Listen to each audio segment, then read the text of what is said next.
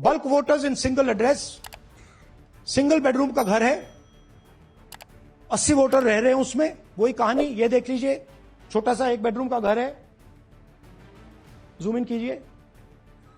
ये सब लोग इलेक्शन कमीशन के मुताबिक ये सब लोग इस घर में रहते हैं। राहुल गांधी ने गुरुवार को चुनाव आयोग पर गंभीर आरोप लगाए। उन्होंने वोटर लिस्ट वेरिफिकेशन में गड़बड़ियों पर प्रेजेंटेशन देकर चुनाव आयोग पर करारा हमला बोला। राहुल गांधी ने महाराष्ट्र की एक विधानसभा और कर्नाटक की एक लोकसभा सीट की वोटर लिस्ट दिखाते हुए कहा कि दोनों ही राज्यों की वोटर लिस्ट में संदिग्ध वोटर मौजूद हैं। इस दौरान राहुल गांधी ने दावा किया कि 40,000 से ज्यादा ऐसे वोटर्स मिले हैं जिनका पता फर्जी है।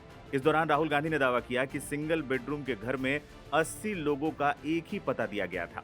राहुल गांधी की इस दावे पर इंडिया टुडे ने पड़ताल की। उसमें जो सामने आया वो काफी हैरान कर देने वाला था। राहुल के दावे के बाद जब पत्रकार मुनी रेड्डी गार्डन स्थित मकान संख्या 35 में पहुंचे तो दंग रह गए। ये मकान बमुश्किल से 10 से 15 वर्ग फुट का है। यहाँ एक बेडरूम और एक किचन थी बस, बाहर एक छोटी सी हॉल। इस मकान में पश्चिम बंगाल से आए दीपांकर किराए पर रहते हैं, जो 1 महीने पहले ही यहाँ आए हैं। उन्होंने कहा कि बेंगलुरु में उनका कोई मतदाता पंजीकरण नहीं है और वो इस पते से जुड़े मतदाता सूची में मौजूद लोगों को नहीं पहचानते।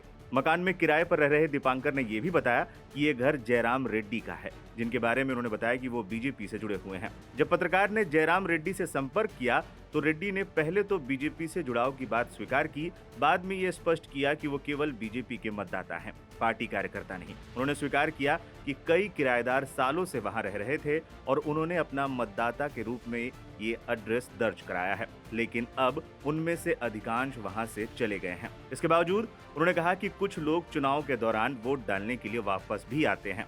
Aim right, achieve big. At KR Mangalam University, we provide you the platform to turn your dreams into reality. At KR Mangalam University.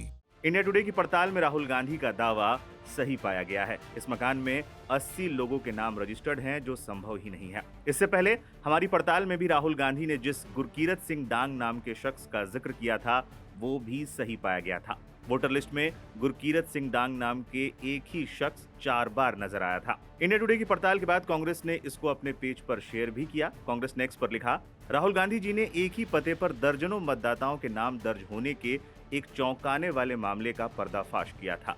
कल की प्रेस कॉन्फ्रेंस में उन्होंने एक ऐसा ही उदाहरण दिया था। मुनी रेड्डी गार्डन स्थित मकान नंबर 35, जहां 80 रजिस्टर्ड मतदाता रहते हैं।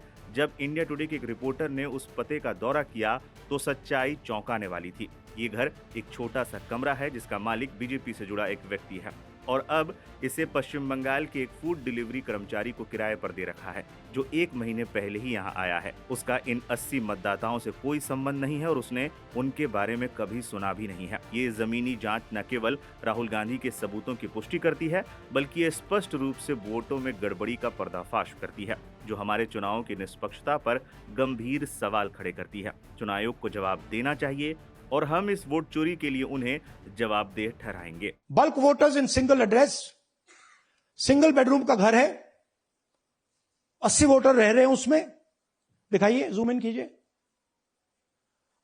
अलग अलग नाम, अलग अलग परिवार, और जब हम वहां जाते हैं हमें बताया जाता है यहां पे 80 लोग नहीं रहते, यहां पे ये लोग हैं ही नहीं, कोई नहीं जानता इनको। ये है बूथ नंबर 366 पे, वही कहानी। ये देख लीजिए, छोटा सा एक बेडरूम का घर है, जूम इन कीजिए।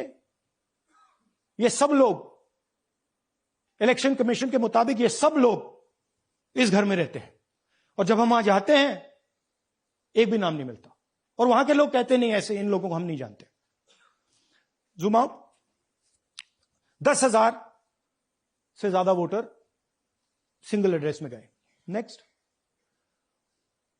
एक और तरीका, कमर्शियल एस्टेब्लिशमेंट में लोगों के नाम डाल दो। ये एक ब्रूअरी है कर्नाटक में, 68 वोटर्स इसमें हैं, मगर जब हम वहां जाते हैं पूछते हैं भैया ये हैं कौन, कहां है, नो आइडिया, डोंट एग्जिस्ट। अलग अलग परिवार के हैं, एक साथ रह रहे हैं इस ब्रूअरी में, पता नहीं। नेक्स्ट, इनवैलिड फोटोग्राफ, ये बहुत बड़ा तरीका है।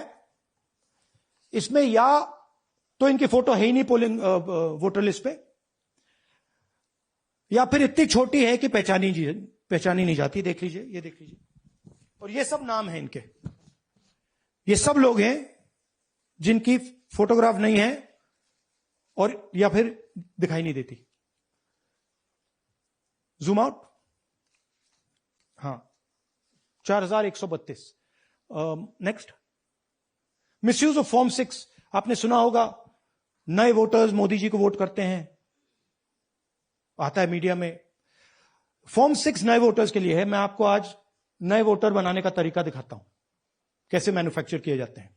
ये देखिए, शकुन रानी जी हैं, 13/9/23 को ये नई वोटर, फर्स्ट टाइम वोटर बनती हैं। इनकी एज क्या है, दिखाओ जरा।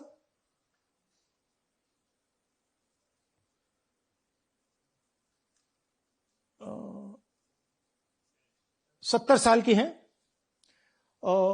और ये देखिए कैसे किया गया है। 2 बार अप्लाई करती हैं। पहली बार 13/9, दूसरी बार 31/10। इसमें उनकी फोटो जूम आउट है, इसमें उनकी फोटो जूम इन है। ऊपर देखिए, फर्स्ट नेम शकुन, सरनेम रानी। यहां देखिए, सरनेम है ही नहीं, फर्स्ट नेम शकुन रानी। और ये देख लीजिए साइड पे, इन्होंने 2 बार ही वोट किया है। अब पता नहीं इन्होंने किया है किसी और ने किया है, बट 2 बार इस आईडी कार्ड पे 2 बार वोट लगा है। वो जो टिक है वो पोलिंग बूथ के ऑफिसर की है। इसीलिए सीसीटीवी को डिस्ट्रॉय किया जा रहा है, क्योंकि वो ये हमें पता ना लगे कि शकुन रानी जी है ही नहीं, या फिर कोई और 3-4 बार वोट कर रहा है। और दिखाइए, तो इस प्रकार से बेंगलोर का चुनाव चोरी किया गया। 2-3 और चीजें। हरियाणा का इलेक्शन देखें तो कांग्रेस पार्टी और बीजेपी के बीच में तकरीबन 22,000 वोट का फर्क था टोटल स्टेट में। एक असेंबली में इन्होंने 1 लाख वोट चोरी किए। तो आप इमेजिन कीजिए, स्केल समझिए। एक असेंबली में तकरीबन 12 से 15% वोट इन्होंने मैन्युफैक्चर कर दिया। तो अगर चुनाव में 2-3%, 4% की मार्जिन चल रही है तो वो तो गया, राइट।